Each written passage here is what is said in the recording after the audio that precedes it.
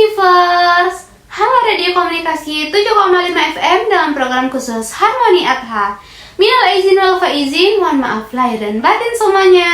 Selamat Hari Raya Idul Adha yang penuh berkah. Semoga senang dan damai selalu ada di hati. Aku Salsabila Febriani. Dan aku Najwa Farella. Hari ini kita temani 1 jam penuh. Bahas lengkap mulai dari asal-usul, cerita di balik semuanya, sampai cara kita mensyukuri apa yang ada. Kita akan bahas tentang sejarah kurban, makna di baliknya, konsep rezeki yang sering kita salah pahami, sampai momen asik makan bareng keluarga. Yuk langsung kita buka dengan lagu yang tenang dan enak didengar ini. Lagu dari Maher Zain, Barakallahumma lakuma.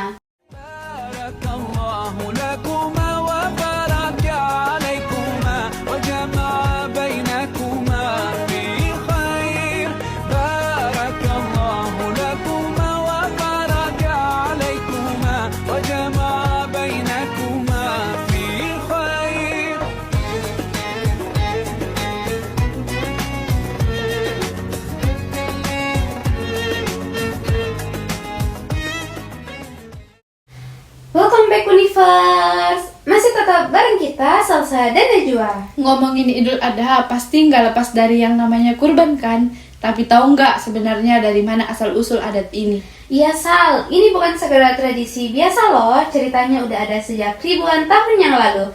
Dimulai dari kisah Nabi Ibrahim alaihissalam dan anak kesayangan beliau Nabi Ismail alaihissalam. Kala itu Nabi Ibrahim mendapat perintah langsung dari Tuhan lewat mimpi. Beliau diminta untuk menyerahkan anak terkasihnya sebagai bukti kepatuhan. Bayangin deh, berat banget kan pasti hatinya. Tapi beliau dan Nabi Ismail sama-sama ikhlas dan yakin bahwa itu adalah perintah yang baik. Nah, pas mereka udah siap menjalankannya, Tuhan mengganti Nabi Ismail dengan seekor hewan kurban sebagai tanda bahwa pengorbanan dan kepatuhan mereka udah diterima. Dari situlah muncul kegiatan berkurban setiap tanggal 10 Zulhijjah sampai dengan sekarang. Jadi intinya kurban itu bukan soal dagingnya ya.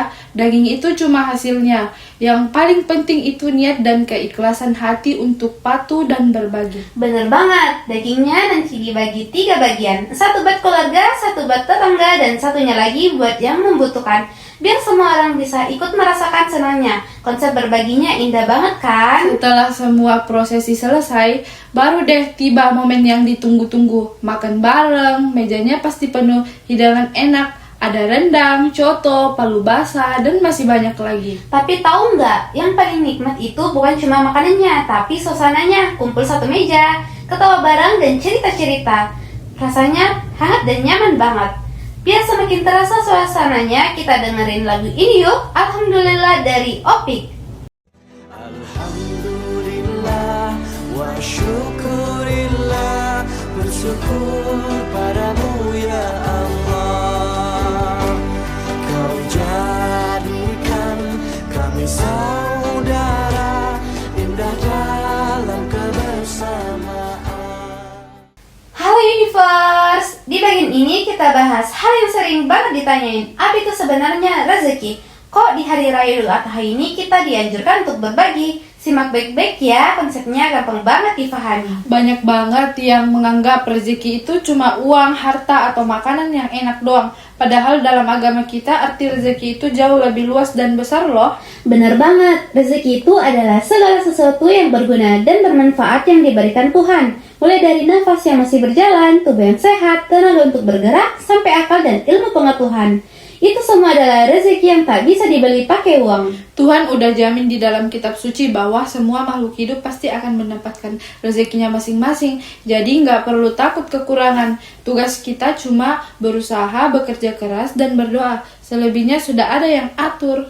Terus, kenapa kita harus berbagi atau berkurban? Kuncinya ada di sini. Rezeki itu akan semakin banyak kalau dibagikan. Iya, benar. Ada kata-kata indah dari Rasulullah SAW yang bilang, sedekah itu nggak akan bikin harta berkurang, malah sebaliknya. Kalau kita ikhlas memberikan sebagian dari yang kita punya untuk orang lain, Tuhan akan gantikan dan tambah rezeki itu dengan cara yang nggak pernah kita sangka-sangka. Jadi, waktu kita berkurban, itu artinya kita sedang meyakinkan bahwa semua kita punya itu pemberian Tuhan. Dengan berbagi, kita sekaligus meminta agar apa yang tersisa di tangan kita semakin berkah dan bermanfaat. Dan ingat ya, bahagia itu gak diukur dari seberapa banyak yang dikumpulin, tapi dari seberapa banyak yang bisa dibagikan ke orang lain. Itu pelajaran penting banget dari Idul Adha. Biar semakin meresap ke hati, kita dengerin lagu yang menyentuh hati ini dari Maher Zain Nastas Behelena.